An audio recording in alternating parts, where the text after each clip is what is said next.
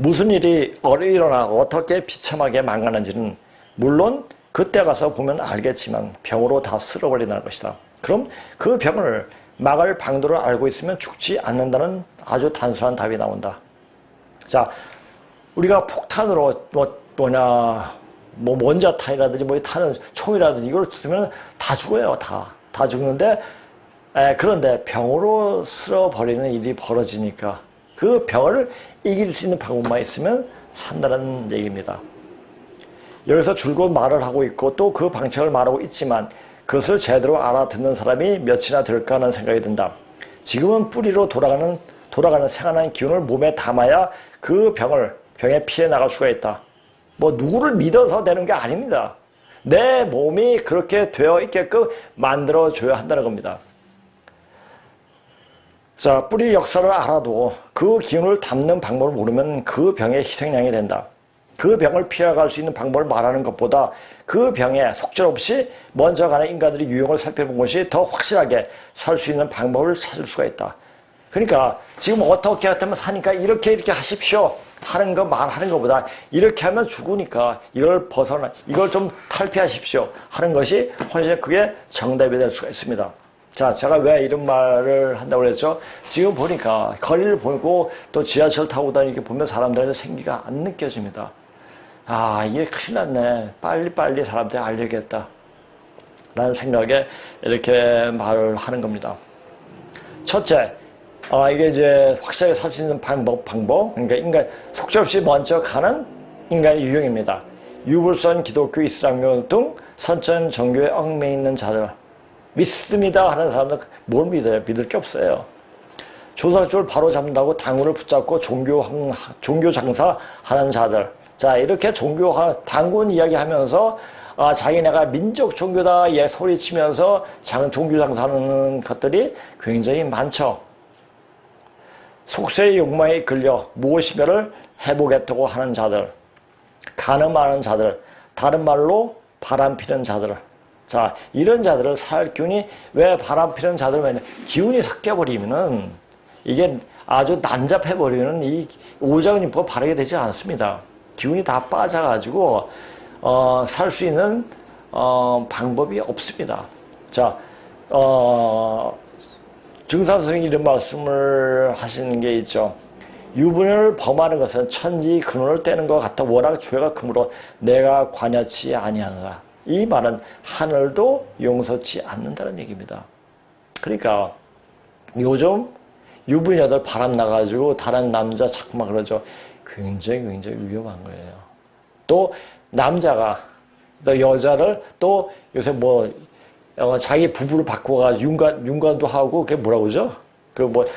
자기 부인하고 또 바꿔가지고 또 이거 하고 이게 참 큰일 납니다 지금. 다섯째, 속세의 욕망을 채우기 위해 빨갱이들처럼 거짓말을 상시하는 자들.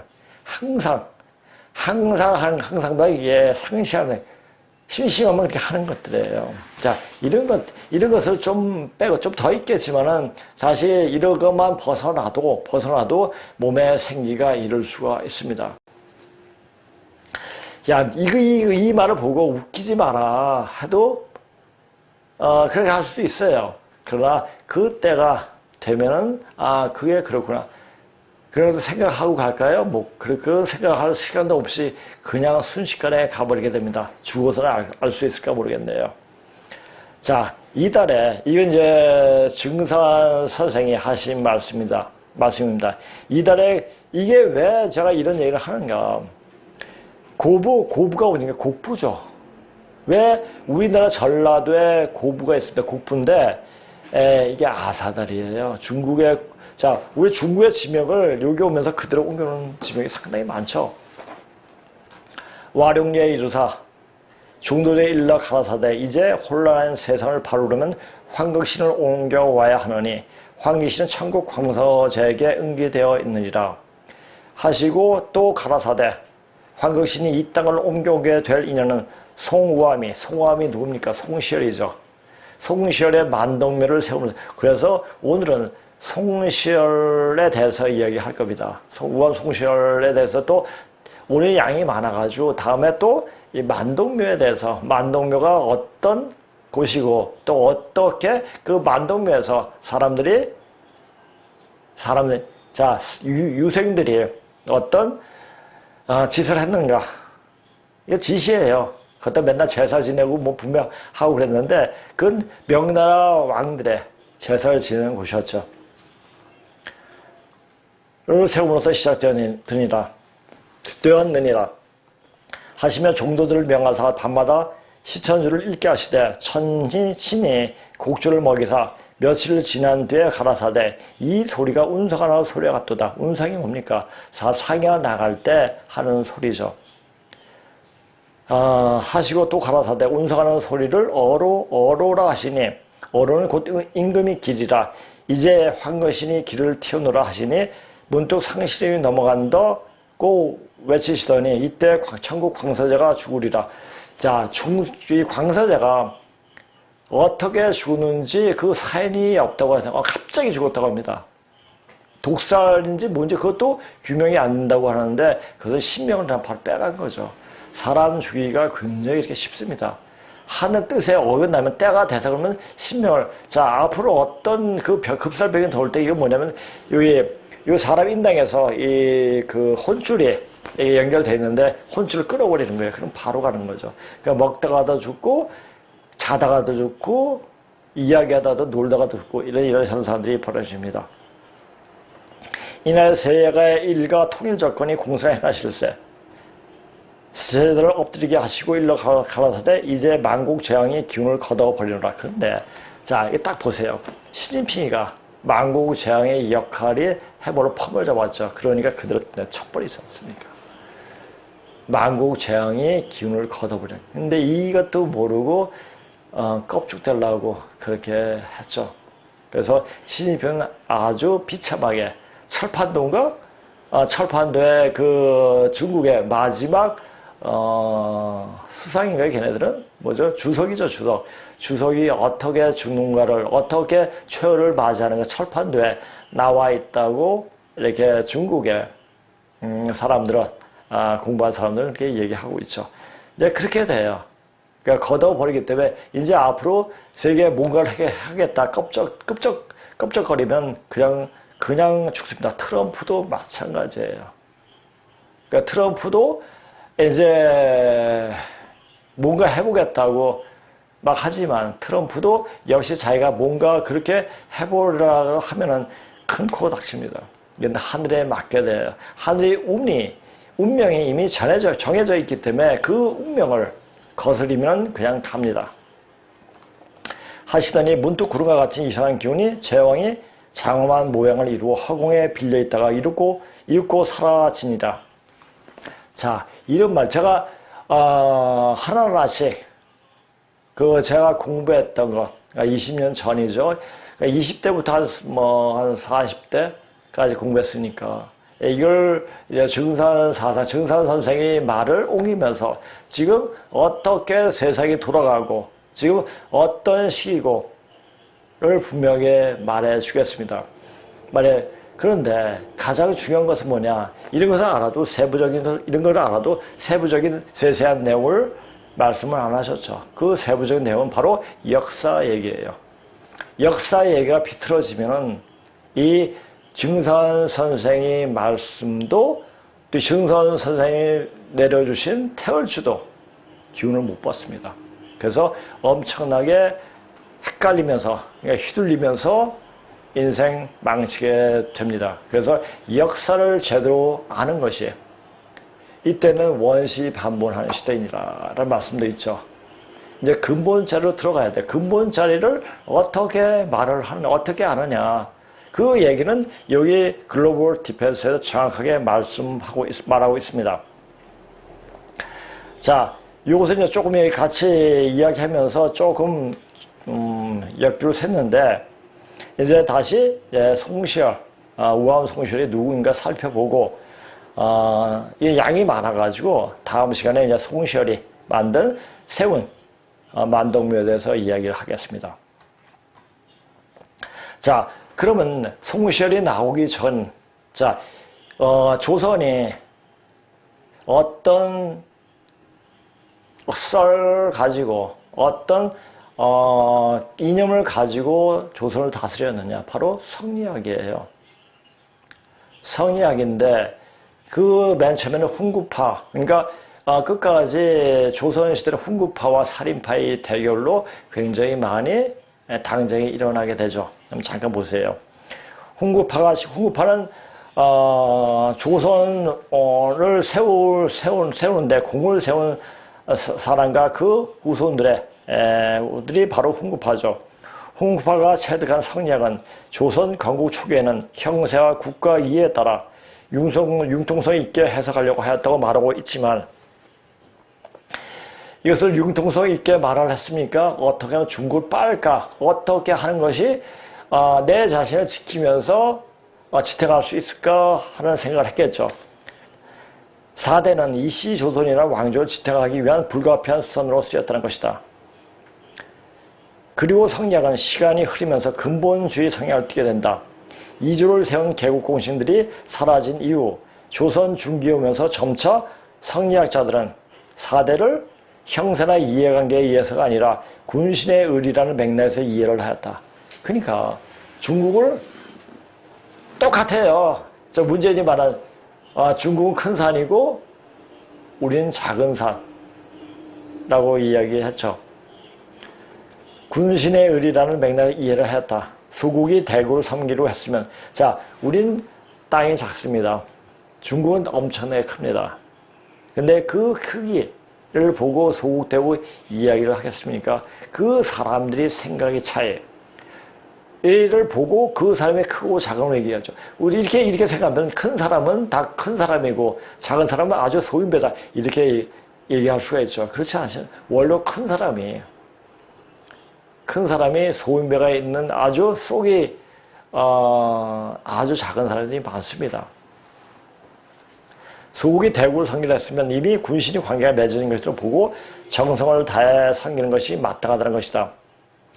신하의 군신에 대한 의리는 이해나 형세에 따라 좌우될 성질일 것이 아니라는 것이다. 오직 지성으로 섬기만이 허용된다. 그러니까 중국을 섬겨한다고 하는 것이 바로 성리학자고 바로 조선의 유생들이었고 지금 주사파들이죠. 주사파들이 살기 위해서 역시 4대를 하고 있는 거죠. 조선은 이런 자세로 명을 섬겨야 하는 것이다. 우리가 천하자리 어디 있죠? 그러니까 율곡 이의가 있죠. 이의가 10만 양명설 얘기했다고 굉장히 친속하는 사람도 있어요. 율곡 이의가 10만 양명설을 지가 알아가지고 그렇게 이야기했겠습니까? 자, 이 율곡 이의가 어떤 사람이라는 것을 알면은 어떻게 그런 얘기를 할 수 있었을까 하는 생각이 들어요. 자, 이 율곡 이의가 토종 이지함을 청년시대에 만납니다. 이지함이 알려줬죠. 이제 이런 때가 온다. 이런 때가 오니까 이렇게 해라. 그러니까 그 얘기를 그대로 한 거예요. 자기네 그 상황이 전혀 생각하지 않고, 만약에 10만 양면설 했으면 어떻게 됐습니까? 2조 뒤 없죠. 그러니까 그것도 하지도 못하고 그냥 썰로 그다음에. 근데 이 율곡이가 어떤 인간이었는가? 자, 그러니까 우리 돈에 나오는 인간들이 사람 같은 인간이 하나도 없습니다. 사실 대표적인 학자가 율곡이이다. 이 율곡은 고구려, 백제, 신라 등 삼국이나 고려가 중국을 섬겼던 것은 형세나 이해에 따른 것이요, 그들이 갖춘 시대의 이해는 거치장에 불과했다고 비판하고, 조선은 이와 달리 명나라에 신복하여 정성을 다해야 한다고 주장한 바 있다. 그런데 명의 1644년 청해가 망한 이후에도 명에 대한 충성을 한결같았다. 아니 더 심해졌다고도 볼 수가 있었다. 이렇게 주장한 사람이 이예요. 그러니까 한마디로 말해가지고 별로 이야기가 가치가 없는 인간이에요. 그러니까 생각 자체가 틀려먹으면은 뭔가를 해도 할 수가 없습니다. 사실 조선 때 남명조식 선생 휘하에는, 남명조식 선생은 유학을 공부해도 순자권을 공부했습니다. 그러니까 그 밑에 있는 제자들이 곽재우라든지 고경명이라든지 김천일, 다 이런 분들이 의병장이 됐죠. 그렇게 했었어야 됩니다. 그런데 말로만 그렇게 했던 거죠. 그리고 송시열은 명과 조선을 군신의 관계로 규정하고 조선과 명, 또 군신의 관계, 또 부자의 관계로 이야기했죠. 그러니까 우리 역사를 완전, 그러니까 우리 말도 고조선에 아주 귀하게 쓰고 있는 말도 아주 폄하시켜가지고 바꿔버렸죠. 그것이 계집이란 말과 머슴이란 얘기입니다. 그러니까 머슴이 뭡니까? 그러니까 머슴아이. 그러니까 남자는 머슴아이라고 하는데 왜 머슴아이라고 할까? 근데 왜 일하는 사람을 머슴이라고 하고 또 계집종이라고 할까? 계집은 계시 집안의 집이에요. 바로 고조 왕가 계통의 집이라는 얘기예요. 근데 그 자체도 아주 어그로 튀어가지고 아주 철하게 써버렸죠. 그것이 말이 어그러지면은 그 사회는 아주 철한 사회가 됩니다. 그리고 중국에서 쓰던 말들은 아무리 철한 말도 높이 쓰게끔 그렇게 했죠. 자, 조선과 명사원의 의와 은을 강조했다. 누가 의가? 자, 조선을 세우는데 명나라가 도움을 줬기 때문에 또 임진왜란 때 도움을 줬기 때문에 은을 강조했을지 모르죠. 그러나 당시 중원을 석권한 강대원은 명이 아니라 청이었다. 이시 조선은 어떻게 청을 대할 것인가? 송시열의 기본 입장은 속인 이조가 대국인 명을 섬기는 것은 천리이나 치욕을 잡고 원수인 청을 섬기는 것은 인욕이다. 인욕. 인간이 그냥 욕망에 의해서 하는 것 뿐이다 라는 얘기죠. 그러니까 단지 형세에 의해 가지고 그 머리를 숙일 뿐이지 우리가 정말로 마음이 일어나서 하는 것은 아니다라고 이야기한 거죠. 이조에게 청은 대국인 동시에 원수의 나라였다. 왜? 명을 멸망시킨 나라니까. 근데 이 바로 청은 바로 금나라의 바로 후신이죠. 금나라는 뭡니까? 금나라는 바로 신라 귀족들이 세운 나라입니다. 그 책을 저는 이제 그걸 금나라의 역사책을 거의 한 20년, 30년 전에 구입을 해가지고 보게 됐습니다. 아니 20년 전이에요. 20몇 년 전이래요. 보게 돼 그거에 대해서 보면서 청나라가 그러니까 청나라가 우리는 형제의 예를 갖추자라고 이야기했는데 너희는 오랑캐하고 형제의 예를 안 우리 명나라 성일 뿐이다 이렇게 해가지고 병자호란이 일어나지 않습니까? 자, 청나라는 알았습니다. 청나라 그러니까 성이 애신강나죠. 신라를 깨닫고 인식하고 세상을 신라를 살아간다는 그 성이 그 말이 애신강나가 바로 청왕조의 성이 되지 않습니까? 그렇게 다 보면은 지금 청나라를 중국이 이제 빨고 있는데 그 중국이 빨 나라가 아닙니다.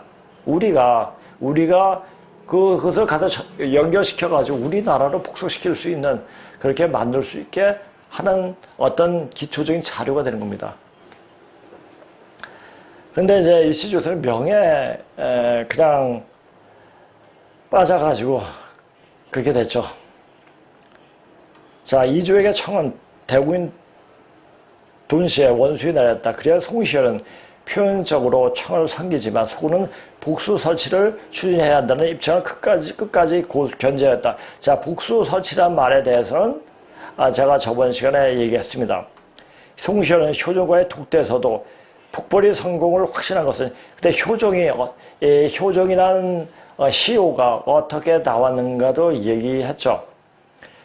북벌이 성공을 확신한 것은 전혀 아니었는데도 그것은 의리를 지키기 위해서 최선을 다하는 것이 굴욕스러운 생명보다도 낫다는 신념의 표출이었다.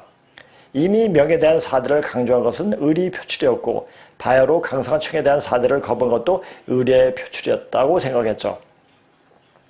1407년에 세워진 모화관은 명의 사신을 영접하는 것이었고 그때 모화관 앞에 있는 문이 뭡니까? 영은문이죠. 자, 중국의 사신들을 맞아들이는 곳, 은혜를 영접하는 곳, 영문이에요. 거기서 이제 그 자리에 그것을 털고, 청이 망하니까 그것을 헐고 독립을 세웠죠. 일본에서 해가서 세운 게 독립한다고 해서 독립문이 아니라 청에 이제 그 청에 불모했던 것이 풀렸기 때문에 청나라 막았기 때문에 그래서 청나라가 이제 그때 청일 전쟁에서 청나라 졌기 때문에 그러면서 그것을 영음을 헐고 거기에다 독립문을 줬죠. 자, 최부가 언제 사람인지 모르게 1600년대 사람인 것 같은데 최부의 모와 관계는 다음과 같이 언급했다. 명의 예약물과 전자법도인 본산이면 이 나라는 질서가 있고 예교가 빛나서 중화의 사람들조차 우리를 소중하라고 지칭함을 자랑해야 하고 소중화가 대중화를 흠모하는 것은 당연하며 군주께서 대중화를 흠모하는 마음이 이와 같으니 신하들은 윗사람을 본받아 충을 자식된 자들을 윗사람을 본받아 효를 다해야 할 것이다. 이렇게 얘기해. 이것이 팽배죠. 그러니까 시진핑이가 스큰팽이가 이 대한민국은 우리의 신화국이었다. 우리의 속국이었다. 이렇게 얘기를 하는 것도 무리가 아니었죠. 그러나 역사를 근데 이 문제가 고대사를 풀면은 그냥 드러난다는 얘기죠. 자, 이 증상한 선생님이 하신 말씀에 시속의 중국을 대국이라 하나니 조선이 오랫동안 중국을 섬긴 것이 은혜가 되어 소중화가 장차 대중화로 바뀌어 대국의 칭호가 조선을 옮겨되리니 그런 언습을 버릴지어다. 자, 요런 얘기는 바로 문재인이라고 누구죠? 서울시장에 있던 박누구죠? 나한테 이야기를 했었어야 돼요. 이런 말을 알면 뭐 큰 산 작은 산 이렇게 막말을 안 하죠. 이제 앞으로 이 나라가 어떻게 될 거라는 알 수가 있죠. 자, 문씨는 대표 중인 중국 화족의 성식입니다. 그러니까 중국 빠른 게 오히려 자연스러운 게 아닌가 싶기도 합니다. 송씨는 또 다음과 같이 말한다. 공자는 춘추를 지어. 춘추가 뭐죠? 춘추는 언제 누가 무엇을 해고 이렇게 썼는데 춘추는 있는 것을 다 삭제해버리고 그러니까 자기가 이룬 것만 적어서 이룹다는 화족에다 이룬 것만 적은 것이에요. 그래서 이 춘추가 너무나 황당하게 쓰여놓으니까 나저 진나라를 통일하고 여부리가 중국의 그 당시에 학자들을 모아놓고 여시 춘추를 쓰게 했죠.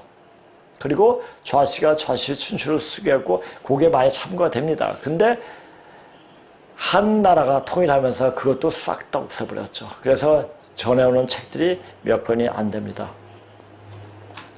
후세에 대일통이 의리를 밝히심에 물은 혈기가 있는 무리는 모두 마땅히 중국을 높이고 이적을 미워해야 함을 알게 되었습니다. 자, 요 이자 있지 않습니까? 이자가 우인 거 제우의 이름이에요. 오직 우리 태고 고왕제와 우리 태조 강원 대왕께서는 같은 때에 창업하고 곧 군신의 의를 맺었으니 살아가는 은혜와 소국을 살아가는 은혜와 대국에 충성하는 절개가 거의 300년간 바뀌지 않았습니다. 이로써 송시열은 조선 중화주의 주창자로 자리매김이 된다. 그러니까 지금 보면은 한심한 작자죠. 송시열은 화양동으로 이사를 간 후 항상 중화의 의관인 나상과 평정건을 착용했으며 용화변이 할을 이용해서 일을 변하게 한다는 얘기예요. 그러니까 철저하게 때놈의 종놈 역할을 잘했죠. 라는 맥락에서 부인은 정례를 하고 동자는 쌍쌍투를 함으로써 중화의 제도를 따르라고 권하마 있다. 그러니까 이렇게 매고 있었죠. 여기 중국 역을 보면 이렇게 매가지고 한 게 있었잖아요. 말하자면 송시열은 국적은 조선이었지만 정신적 사상적 차원에서 중국보다 더 중국적인 사대부라고 간주해도 이를 제기하지 않은 것이다. 자, 그렇습니까? 송시열만 그렇습니까? 문재인이 그렇고 옛날 서울시장이었던 게 박누구예요. 그것도 깨먹었네요. 중국은 말이고 우리는 말 궁둥이에 붙은 파리에 지나지 않는다 얘기했죠. 이름도 깨먹었네, 이제 죽어서. 송시의 조선 중화주의는 조선이 중화화에 해당하는 것으로 이는 말 그대로 중국의 동화주의였다. 자, 요 다음 쭉 한번 다시 한번 보세요. 송시열이 조선 중화주의는 명이 멸망할 계기로 본격화되었지만 명이 멸망 이전에도 조선이 명보다 더 순종한 중화라는 의식을 가지고 있었다. 명에서 주작 위에 양명하게 인기를 끌고 있는 점을 개탄하면서 조선이 의연하게 주요 주작을 수용하여 모범을 보이는 상황을 주례가 노나라에 남아있는 형국으로 비유한 것이 그것이다. 자, 요거 잘 보면은 지금 우리가 고조선 역사를 보면서 이 송시열이 한 얘기를 보면은 얼마나 공자나 맹자에 대해서 얼마나 추종을 했는가, 그걸 볼 수가 있고, 그 공자의 역사를 완전 환무역조한 그 공자의 그 나쁜 심성이 그대로 표출이 되고 있습니다. 송시열은 주자 중심의 학문 체계를 탈피하거나 독자적인 해석에 대한 시도를 전혀 하지 않았다. 그가 전가의 보도처럼 언급한 사문난정론 역시 주작을 과도하게 근본주의적 입장에서 파악하게 근본은 뭡니까? 근본은 뿌리 역사예요. 뿌리 역사도 모르고 이렇게 했으니 유교의 예의를 최고의 가치로 인정하면서 주자와 다르게 경전을 해석할 수 있는 여지를 봉쇄한 것이다.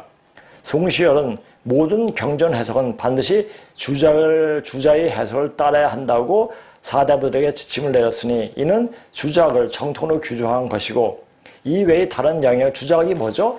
맹자의 설을 현실에 적용시킨 게 바로 주작이에요. 다른 영역을 전혀 인정하지 않았다. 한마디로 주자 절대어로서 주작을 무오류, 무결점 및 신성 불가침으로 생각한 것이었다. 이렇게 학문에 잘못 빠지게 되면 이런 현상들이 많이 일어납니다.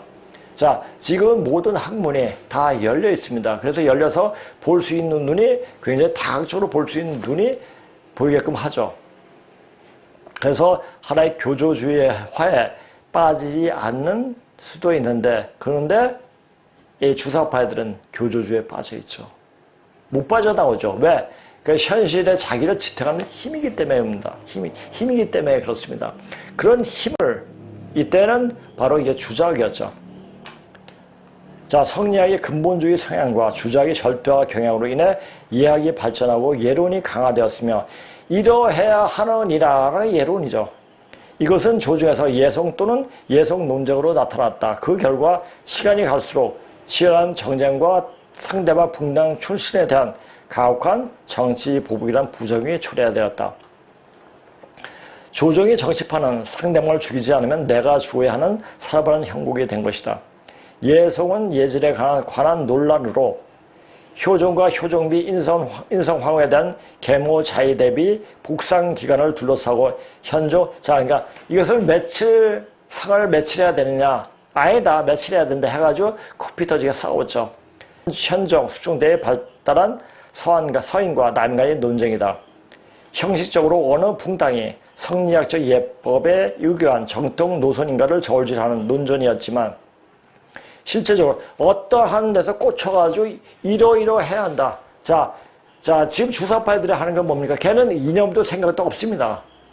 단지 자기가 정치 좀 생명을 있게끔 하는 거기에 어떤 것이 더 유리한가에 대해서 붙잡고 있죠. 정통적인 공산주의도 아니고 이것도 아니고 저것도 아니고 오히려 박헌영이 공산주의화라고 이야기를 하죠. 박헌영이가 말한 공산주의라는 것이 어떤 공산주의인지 모르지만은 하여튼 걔네들은 어떤 그 교조주의야. 그냥 송시열 똑같아요. 얘네 송시열이 이끈 다하고 똑같죠. 이렇게 한 곳에 이제 교조주의 해가지고 거기에 맞춰서 자기 안 맞으면 다 잘라버리죠. 비록 자기가 옛날에 같은 동지를 할지라도 이것이 지금 현실에 이롭지 않으면 그냥 잘라버리는. 교조주의라는 게 그렇게 무서운 겁니다. 자, 실제적으로 그것을 구시로 삼아 정적을 제거하는 정치의 투쟁적 성격을 띄었다. 1차 예송 농전 1659년에서 승리한 송시열은 자신을 사형에 처하라는 남인의 공격에 분노하면서 그의 정치 스타일을 타협을 불허하는 노선으로 경직되었다. 결국 2차에서는 1674년에 패하여 사형을 받았다. 그의 나이 83세였다. 많이 살았어요. 자, 송시열이가 또 한 건 뭡니까? 자, 송시열이가 명이 말했으면 명의 제사를 중국 땅에서 지낼 수가 없다. 그래서 명예, 왕들을 데리고 와서 명예의 왕의 제사를 지내게 한 곳이 바로 지내기 위해서 세운 것이 바로 만동교예요. 이념이 닮은 삼은 난적으로 몰았다. 이런 근본주의적, 원리주의적 성향에 말려낸 권력 의지가 겹쳐져 많은 정적을 만들었다. 평생 동안 군왕이 면전에서 서슴없이 체면을 가리지 않고 직원을 쏟아낸 인물이다. 군주는 군주다워야 하는데 성리학적 가르침에 철저하게 순응하여 왕도 정신을 하는 군주가 참다운 군주이며 이에 조금이라도 어긋나면 성릴 수 없는 것이다. 그가 군주를 보필한 최우선 가치 기준은 루이 13세를 보필했던 추기경 리슐리에의 국가이상이나 국익도 아니었으며 오로지 성리학적 가치가 절대 기준이었다. 그러기에 숙종은 규칙에 구는 송시열이 미워 남인을 기용했다고 또 전하기도 한다. 자, 송시열의 인간적인 장점은 그는 자신을 찾아오는 이에게는 누구에나 깍듯이 대하였고 사람을 만날 때는 누구에나 열린 자세로 대하였다. 이렇게 해도 생각이 이미 고착화가 되어 있으면 사람이 이렇게 정신병자가 되어버립니다. 신분에 구애됨이 없이 누구에게나 편견 없고 사심 없이 대하였다. 그러나 단점으로는 성리학이나 주자, 공자와 맹자를 비판하거나 유교 사상을 부정하는 자는 원수로 여기고 거침없이 공격하고 규탄한 점이 치명적 결함이었다. 자, 유교 사상은 한마디로 말해서 태어나지 않아야 할 학문이었죠. 왜? 완전 환무역적 조상을 뒤바꿔버린 그런 공자의 수리부작이 아니라 수리 사기였죠. 글을 그래가지고 사기를 쳤죠. 그 사기를 지탱한 것이 바로 유학이었고, 그 사기질에 달라붙어가지고 518년 동안 사기친 것이 바로 이주였어요. 그 이주의 사기에 희생당한 게 누굽니까? 일반 백성들, 천민들이었어요. 그러니까 그 원한이 평생 동안 사람 대접 못하고 죽은 그 원한이 얼마나 컸겠습니까? 그 원한이 지금 자손들에서 돼서 풀리는 겁니다. 자, 그 풀리는 것이 언제까지 그렇게 풀리게 될까요? 자, 그 풀리는 것은 5.18로부터 시작했다고 보는 것이 딱 맞습니다. 자, 제가 여기서 2조 518년을 자꾸만 얘기하는 건 뭡니까? 1980년 광주에서 일어난 5.18에 대해서 더 명확하게 이야기하기 위함입니다. 5.18이 어떻다 이런 것은 다른 데서 얘기를 하고 있고, 저는 그런 처음부터 5.18은 바로 해원하는 문을 열기 시작한 때였죠. 그리고 그 해원이 바로 문재인 때에서 문을 닫게 되는, 끝나게 되는 거죠. 그렇게 되면 이제 정리가 됩니다. 정리가 된다. 어떻게 정리가 될까? 병으로 정리가 됩니다. 그 병이 지금 코로나로 보이고 있고, 코로나도 또 무슨 변이 코로나도 보이고, 또 뭐로 보이고, 또 이렇게 하겠죠. 자, 이것은 그때 보면은 미리 말할 것 없이 어떤 병으로 어떻게 치는가, 그것을 분명히 확인해 보십시오. 확인해 보고, 눈으로 보이고, 그것이 이제 시간이 됐을 때, 그게 그 말이었구나?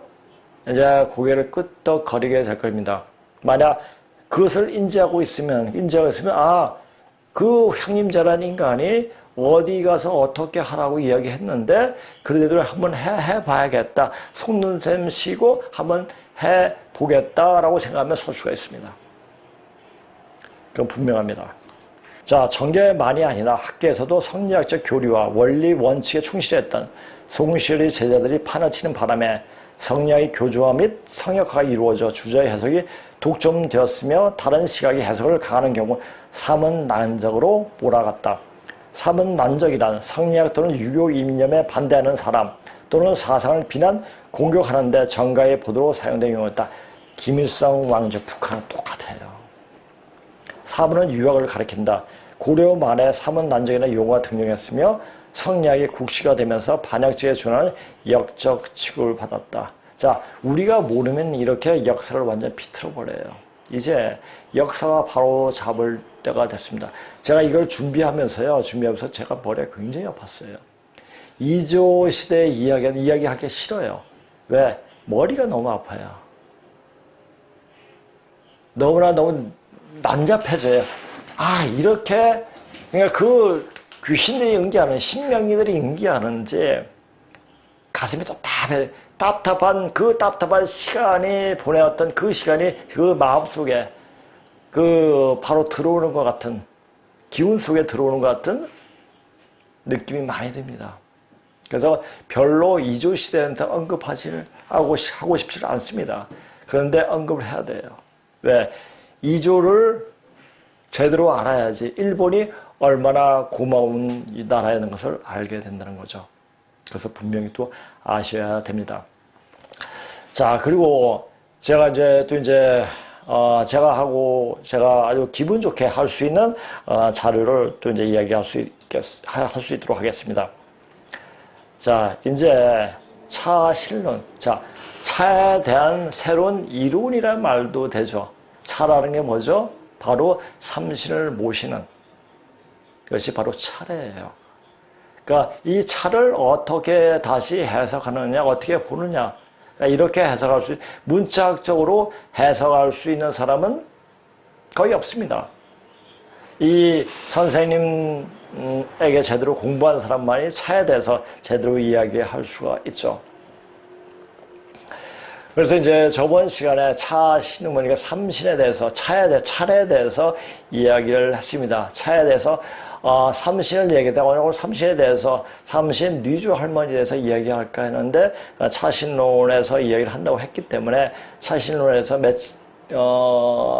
차에 걸쳐서 차신론에 대해서 이야기를 하겠습니다. 사실, 우리 삼신 할매라고 그러잖아요. 삼신이라는 말을 정확히 알기 위해서는 역사가 일어나는 과정을 명확히 알아야 제대로 삼신이라는 개념을 바로 세울 수가 있다. 이 모든 자체 공부가 아까 맨 처음에 얘기했지만 개념이 제대로 잡히지 않으면 공부가 안 됩니다. 개념이 잡히지 않으면 모든 인간들이 말하는 썰에 넘어가기 십상이다. 모든 공부는 개념을 바로 함으로부터 시작돼야 한다. 그래서 이 개념을 바로 하기다 문자하기, 그 말이 어떻게 나온다를 알면 이 개념이 바로 잡히는 게 하는데 굉장히 좋은 방법이 됩니다. 또 그 개념이 바로 잡히기 위해서는 문자가 태동하기 시작한 연유를 바로 알아야 된다. 문자는 무규율 사회에서 규율이 잡히는 사회로 진입하기 시작하면서 문자가 일어나기 시작했다는 사실을 알 수가 있다. 말과 글이 바르게 되면 그 사회는 바로 잡히게 되지만 말이 어우러지면 그 사회는 망조가 들어 결국 철저하게 망하게 된다. 사실 제가 이제 저번째 강의를 할 때 시경언해와 고사언변이라는 그 예전에 번역한 것을 가지고 이야기를 하니까 굉장히 내용이 좋더라고요. 내용이 좋고 내가 왜 그때 그 당시에 해석을 많이 안 했을까. 물론 원문을 갖고 와서 쭉 해석하면 되는데 그렇게 하면 이제 너무나 접근이 어렵기 때문에 다시 해석을 하겠지만 요새 사전이 안 모여가지고 조금 그것도 좀 문제입니다. 근데 하여튼 그 인적 관계, 어떤 개념에 대해서 알고 있으면 이 고조선을 이해하는데 굉장히 아주 명확하게 이해할 수가 있습니다. 그래서 언제 그 낙빈기 선생이 쓰신 그 시경언해와 고사신변도 이야기를 하는데 여기서 하지 않고 우리 이제 강의 시간에 알 수 있도록 하겠습니다. 다음 글은 소남자 선생님께서 20여 년 전 차라는 잡지에 기고하신 글인데 소개할까 한다. 자, 선생님이 그때 그 차라는 잡지가 있을 때 그 잡지를 다 줬어요. 다 줘가지고 그것을 이제 그냥 저 혼자 보기다 제가 이제 정리를 하면서 이제 컴퓨터에다 다시 정리하면서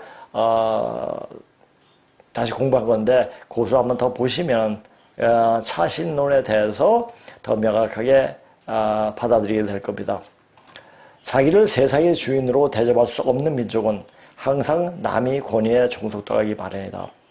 소남자가 이 강의를 하는 까닭은 바로 우리들이라는 한국 민족을 주인 대접하는 근본 전시를 일깨워주기 위해서이다. 자, 내가 누구라는 것을 알면은, 자, 특히 우리나라 사람들은 이 남한에 살고 있는, 남조선에 살고 있는 우리가 누구라는 사실을 알면은 하루하루가 소홀히 보내지 않고 이 세상을 좀 더 큰 마음으로 볼 수 있는 눈이 열립니다.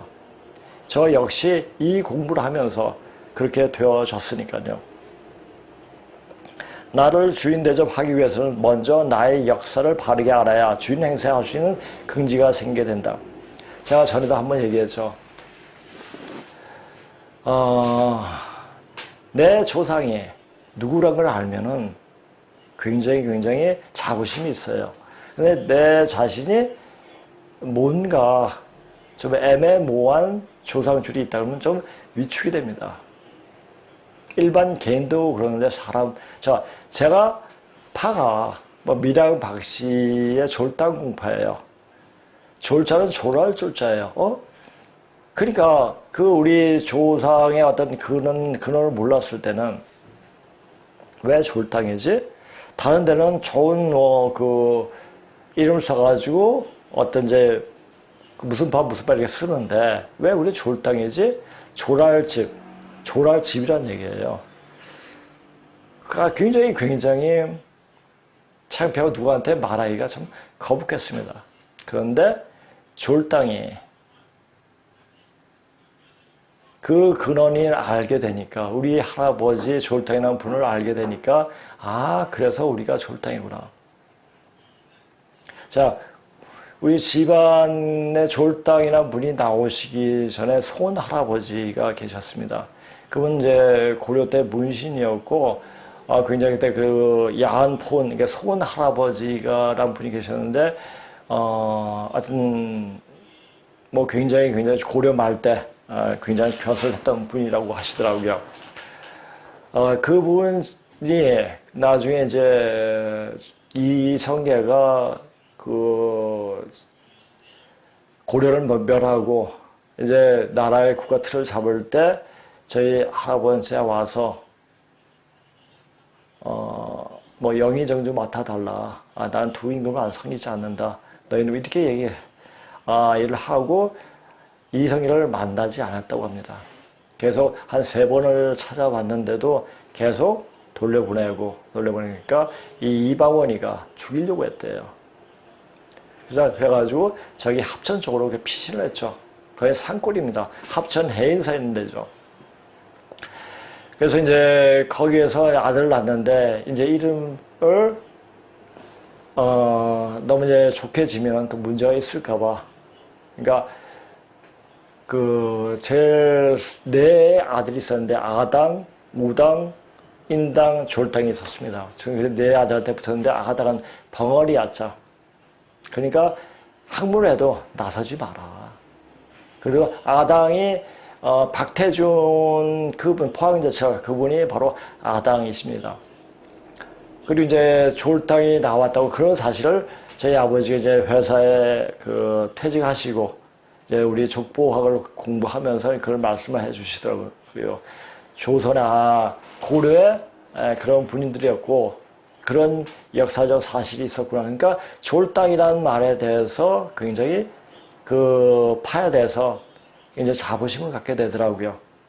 모르겠어요. 그 일 때문에 제가 조선에 대해서 이주에 대해서 더 공부를 했는지 모르겠습니다. 근데 이제 그런 게 있으니까 그래도 공부하는 집안이었구나 하는 생각이 드니까 기분은 좋더라고요. 그러니까 역시 마찬가지로 우리 민족의 어떤 역사적 기본 자세, 뿌리를 알면은 내 자신이 굉장히 귀한 사람으로 여겨지게 됩니다. 자, 그와 마찬가지 이 담론에서 제기한 차 이야기도 그러한 주인식을 바로잡는데 가장 기본적인 문제의 하나다. 동양 삼국 아니 세계 민족 가운데 자기 조상이 지내는 제사를 차례라고 부르는 민족은 한국 민족밖에 없다. 왜 차례일까? 의문은 우리에게 왜 조선 민족일까 하는 의문과 같은 말이다. 조선이야 했죠. 자, 조차라는 말은 전후 고양시가 할아버지이신 염제 신동씨가 그의 아버지인 대화 주씨의 사당에 잔을 올릴 때 그 모습을 쓴 것이 바로 조차가 아닙니까? 우리는 기념일마다 열창하고 있는 하나님, 자, 우리 맨 처음에 그 애국가 부를 때는 하나님 보호하사 이야기했습니다. 하느님이 아니었습니다. 근데 그 하나님이 그냥 기독교에서 말하는 하나님이 아니라 바로 우리 직계조 하나님이었다는 것을 알 수가 있습니다. 물론 그 당시에는 기독교에서 말하는 하나님이라고 이름을 가사를 썼겠지만은 이제 보면은 하나님이 그래서 그 하나님이 기독교에서 말하는 하나님이나 이 하나님 똑같은 하나님이니까 기독교에서 말하는 하나님도 역시 염제신농시 그분을 가리키고 있습니다. 그 하나님이란 찬흥의 만년유택을 마련하신 신농시를 말한다. 조선이란 나라 이름이나 한이란 나라 이름 속에 하나님이 살아계신다. 다만 그런 까닭을 알지 못함으로 있을 뿐이다. 하나님 신농시 산수를 찬흥이라고 이름을 붙인 까닭을 알아야 차에 대한 소남자의 차신론을 알아들을 수 있게 된다. 차신론은 차신, 자 차를 새롭게 이야기하는 논, 그렇죠? 근데 차신론, 이 염제신, 자 맨 처음에 신이라는 이름이 있는 분은 바로 염제신농시 그분이죠. 그 신화라는 것은 염제신농시 그분의 이야기입니다. 이 되어질 것이다. 차에 대한 글을 쓰는 많은 사람이 차를 마시기 시작한 것은 신농시로부터 시작되었다라고 말을 했으나 차 마시는 법을 가르쳐 주신 분은 신농시라는 민족의 시주신 하나님이시다라고 말하지 못했다. 그러므로 차와 신을 엉뚱한 새까만 후손 유씨에게 둘러 쓰이게 되었다. 이는 마치 역사를 개벽하신 하나님을 부정하기 위해서 한인인 사마천이 그의 사기에서 부정하고 하나님이 머슴인 황제 헌원씨를 시조로 내세운 것 같다. 헌원 황제는 원래 그 큰 염제신의 큰 사이였죠. 원래 헌원, 이 사마천이 헌원으로 바뀌었을 때 원래 현운이라고 그랬습니다. 구름처럼 검은 구름처럼 떠돌아다니는 족속이었기 때문에 현운이라고 썼는데 사마천이가 이럴 때 황제 헌원씨로 바꿨죠. 우리들 일하는 한국 민속 공동체의 반만년 숙제인 고조선 토론이 중국 고대학의 새로운 권위이신 낙빙기 선생과 지난 1988년 12월 8일 연하장을 보내면서 곁들어서 고조선 문제를 제기하게 되었다. 제가 이런 얘기를 자꾸만 쓰고 이렇게 보여주는 것은 고조선이란 말이 고조선의 역사 사실로서 어떻게 부각되어 나왔는가를 명확히 인식시켜 주기 위해서 이렇게 계속 말하는 겁니다. 이래 선생님께서 이승을 하직하시고 돌아가신 1994년 6월 11일 일주 전까지는 사만이 일어나는 과정까지 토론되었다.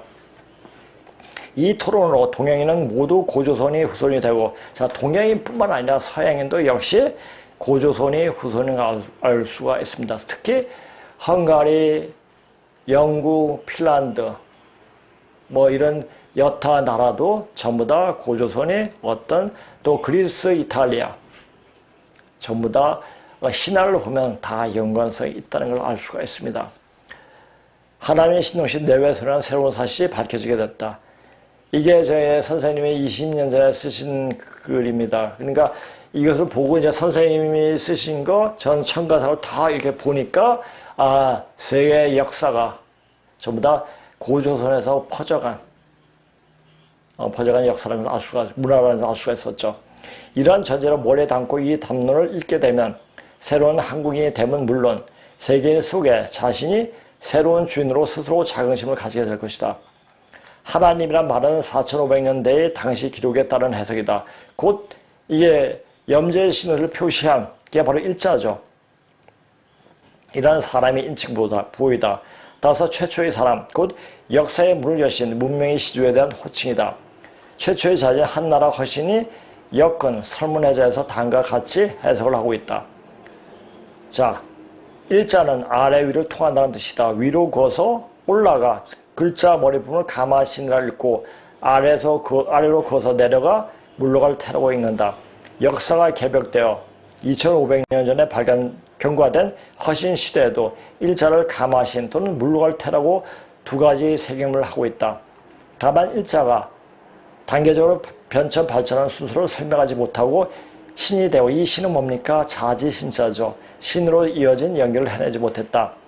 그러나 일자는 가마, 가짜의 갓, 영어의 갓, 일본의 감이라고 읽었다는 말을 뜻글자인 가마신으로 읽은 것이 바로 하나님 신으로 읽을 수 있는 근본이 되겠다. 자, 영어 공부하면, 이 공부하다 보면, 영어도 바로 고조선 말에서 유래가 됐구나. 그러니까 그 풍토에 맞게 말이 만들어지는 겁니다. 근데 신화를 공부해보면 스칸디나비아 신화라든지 그리스 신화, 그리스 로마 신화를 보게 되면 그것을 더 명확하게 알 수가 있습니다. 락스 인자를, 글자를 창조해낸 양족인 신동시 개톡에는 런, 임자를 임으로 읽고 외족인 웅족이 만들어진 글자를 보고 이라고 읽었다고 하는데, 과연 일자의 소리값이 한국에서 존댓말로 쓰고 있는 님이라고 읽는다면 세계 모든 사람이 하나라는 개념을 쓰고 있는 문자 부인 일자는 한국에서의 하나가 객관성 있는 합당한 말이 된다.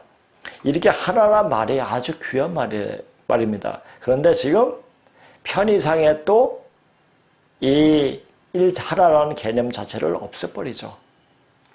그러니까 모든 것이 지금 자체는 아까 맨 처음에 강의 방송을 시작할 때 거짓은 만악의 근원이다. 거짓으로 자꾸만 쇠뇌하게 되는 거예요. 그러면 악해집니다. 그러니까 거짓말은 되도록 안 해야 됩니다. 하나라는 색임과 님이라는 소리값을 합쳐서 하나님이라 읽는다는 것은 어느 누구도 부정할 수 없는 말의 선택 기준이 된다. 그런 까닭으로 조나 한해 하나님께서 살아계신다고 말하는 것이며, 하나님이 보호하사는 것이 아닌 역사사실이 되풀이로 민족 공동체의 의식을 화합하는 민족 신앙의 기본이 되어 있다. 락 선생의 일자를 기둥주로 읽는 것은 전선의 문헌을 근거로 삼는 해석이었다. 곧 좌시준수의 기재에 되기를 열산시 아들을 주라 하고, 주는 뭐니까 대화 주시죠. 열산시도 역산시, 이분은 바로 염제신. 그러니까 역사 속에서, 그러니까 정사 속에서 이 신노시를 그냥 감추려고 엄청나게 애쓴 내용이 모습들이 굉장히 많이 보입니다. 왜 감췄을까요? 이 황제를 내세우기 위해서 그런 거죠. 역사를 이렇게 완전 왜곡시켜. 누구의 작품입니까? 공자의 작품이죠. 이게 공부하다 보면은 공자라는 놈이 얼마나 나쁜 놈인가 알 수가 있죠. 직이 되고 하나라 이전엔 제사를 지냈다. 그 밖에 국어, 진화에는 좀 더 구체적으로 표현되었다. 근데 국어에는 진화에는 조금 말이 많은데 그걸 한자 하나하나 쳐가지고 하려니까 힘이 들어가지고 원문을 그냥 생략시키고 본문만 해석만 적겠습니다. 옛날 신동식에서 천자였을 때 그 아들을 주라고 불렀는데 능히 100가지 곡식과 채소를 심어서 갖고 왔다. 먹거리 동사 지었다. 이어서 하나라가 일어나자 주나라의 시조인 기가 그 사업을 이었다. 그러므로 직으로 하여 제사를 지냈다. 이 기가 누굽니까? 제국의 아들이죠. 후직을 기라고 그럽니다. 이런 말은 예기에도 비슷하게 기재되어 있다. 그러나 일자는 문짝에서 보면 하나님으로 읽어야 할 사람에 대한 경칭이다. 이 말을 뒷받침한 근거는 조자의 음부인 조다. 이 조자별로 자기들이 조선 사람이라고 자칭하는 민족 공동체에 남아있는 언어에서 풀어야 할 가치다. 자, 언어학이 뭐라고 했죠? 언어가 뭐라고 했죠? 그 민족의 기운을 찾을 수 있는 가장 확실한 증거입니다. 이런 자지천신, 스스로 시를 갖고 있는 천신, 은은 보지지신. 자, 그 시를 보호하고 보호하는 지신. 일은 대화 주시죠. 주인인신, 사람이 주인 되는 신. 월은 임자, 월신. 자, 임신할 수 있는 월신. 네, 하가를 말하죠. 우리가 하가 또는 사가라고 그러죠. 여자변에 항상 항자가 있는 게 있죠. 사가 또는 하가라고 그러는데, 그 하가님도 조선시대 때 아주 폄하해서 쓰게 되죠. 자, 이런 글자의 기운을 알게 되니까 이조 시대가 진짜 너무너무 그렇습니다. 이런 글자가 합해진 조자의 음부는 단연 한국에서 자지, 조시, 조가 소리값인 것과 명백한 해석이 된다. 일자는 조를 밑둥치에 손으로 쥐게 되면 애비, 부가 되고, 이게 왼쪽에서 이렇게 해가지고 왼쪽에 잡거나 오른쪽에 잡거나 해서 이게 부처가 되는. 그러니까 불은 누굴 나타냅니까? 자기 아버지가 아니라 장인을 이야기하죠. 그것이 춘추 전국시대 전까지는 이 부자를 해석할 때 이거 자기 아버지로 해석하면 해석이 이상하게 됩니다. 이건 장인으로 해석이 됩니다. 그대로 상형체로 그리게 되면 조자가 된다. 따라서 일자는 최초의 양신이지. 자, 일자를 양양자, 변양자, 날일자로도 읽기도 하지 않습니까? 일신의 표현입니다. 조자는 천지일 월신이 합쳐져 마치 천지개벽을 하는 내용이듯이 인류 사회가 비로소 역사의 문을 여는 뜻을 간직한 내용이다. 자, 역사 천지개벽하는 그 역사의 문을 여는 그 내용이 지금 아주 이 인터넷에서 이렇게 나오는 이야기가 뭡니까? 자, 이제 역사의 문을 닫을 때가 되었다는 얘기입니다. 자, 무슨 역사? 선천 역사, 여름, 우주 여름의 역사가 닫힐 때가 되었다는 얘기일 수도 입니다. 일 수도가 아니고 입니다. 물론 하상은주 그리고 중국을 대표하는 한에서 아무리 해석해 보려고 해도 없는 내용이다. 자, 해석을 해도 문자의 한계가 있으면 해석이 안 돼요. 그렇다면 우리말, 그러니까 이 고유성 문자, 그러니까 반반년의 문자의 고급문을 공부할 때 우리말을 모르면 해석이 안 돼요. 그래서 거기에 그 낙 선생님은 근문신고를 쓰고 여러 가지 저타책을 많이 쓰셨지만은 우리말을 몰랐기 때문에 그 한계가 딱 복잡한 거죠. 그런데 소남자 선생님을 만남을 해가지고 그 문제가 확 풀려버린 거죠. 한인인 사마천이 사기에서 중국의 역사 시로 내세운 황제라는 개념에서는 이런 내용을 설명한 근거가 보이지 않으며 락 선생의 황제는 신농시의 큰 사익이고 그의 아들 제소 김천씨는 작은 사이였다고 해석하는 것은 문자 발전 체계와 역사 발전 체계가 부합되는 해석이었다. 자, 좀 더 황제에 대한 설명하자면 사기 오제본계에 있는 다음 기록은 앞의 담론을 이해할 수 있게 된다. 황제는 헌원의 언덕에 살면서 선흥족이 또 선흥족, 이 선흥족이 뭐냐, 또 염제 신농시 쪽이에요. 딸을 선흥, 서쪽 언덕에, 그러니까 삼사성 그쪽이니까요. 그러니까 호남 아니야, 호남성이 아니라 산동성의 서쪽에 삼사성이 그러니까 선흥, 서쪽에 있는 언덕에 딸을 안으로 맞아들였는데 그녀를 뉘조라고 한다. 뉘조는, 자, 이 뉘자를 한번 보세요. 여자가 밭에서 실을 뽑는 거예요. 그래서 누에 농사를 직접적으로 하시고 사람들에게 널리 가르쳐 줬죠. 자, 누에 농사를 하면서 사람들에게 이불거리를 마련해 주셨죠. 뉘조는 황제의 정비로 두 아들을 낳았는데 그들이 후손은 모두 천을 얻었다. 이렇게 사마천은 이 대목에서 신농시라는 사실을 감추기 위해서 선인이라고 표현했다. 서쪽 언덕에 사는 여자가 뉘조이고 황제의 정비다. 이 뉘는 레이가 아니고 류가 아니고 누의 준말 뉘라야 역사 사실이 된다. 자, 우리 경상도 말에서 누나를 뭐라고 합니까? 뉘라고 합니다. 뉘. 뭐 요새는 뉘라고 하는지 모르는데 우리 어릴 때 뉘라고 그랬습니다. 뉘. 자, 누이라는 게 뭡니까? 누나라는 게 뭐냐? 누워서 시를 받는 사람이라는 얘기예요.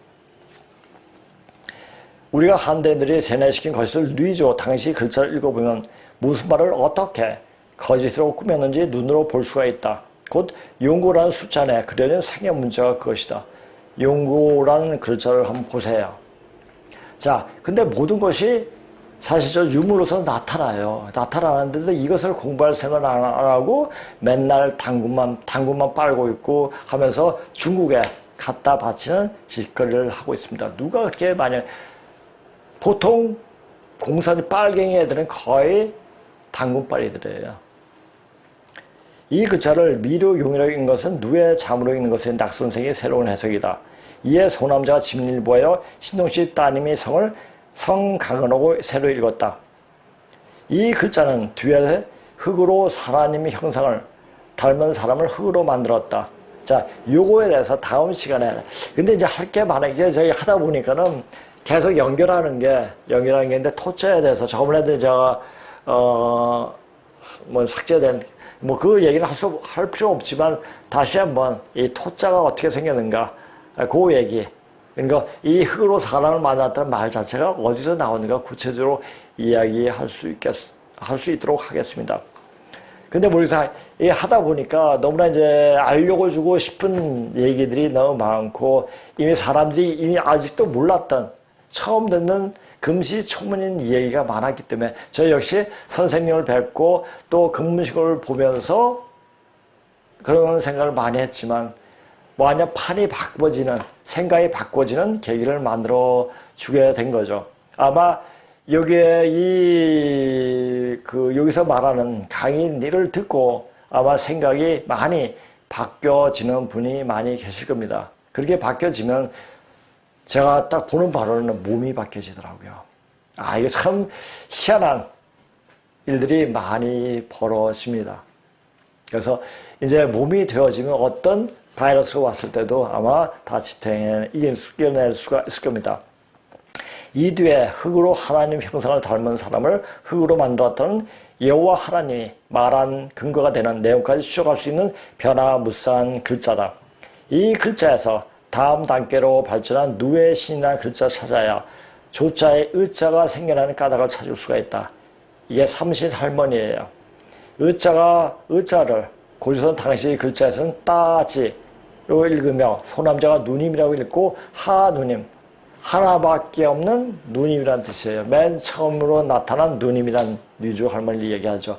하누님이라는 읽는 삼신 할머니 부문자인 누의 부문자로 거듭 해석했다. 그래서 해석했다. 자, 그래서 제가 다음 시간에는 이제 차신론에 대해서 쭉 얘기할 수도 있겠죠. 자, 이제 뉘주 할머니에 대해서 조금 구체적으로 이 얘기하는 게 이 고조선 역사를 문자로 밝혀진 고조선 역사를 이해하는데 더 빠르지 않을까 해서 다음 시간에는 뉘주 할머니에 대해서 조금 더 보충해서 말씀드리겠습니다.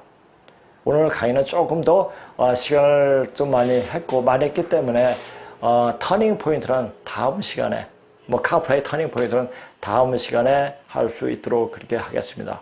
자, 우리 강의는 10월 9일은 하늘날 그래 그 시간을 어떻게 잡을까? 토요일날 항상 오시는 분들이 있기 때문에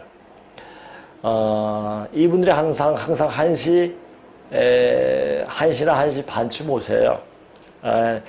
또 이렇게 변경하면 또 좀 빨리 시작할 수도 있는데 빨리 시작하는 것보다 더 멀리서 오시니까 그냥 1시에 시작하는 걸로 하겠습니다. 그때도 역시 한가, 순가, 한에 대해서 똑같은 얘기죠.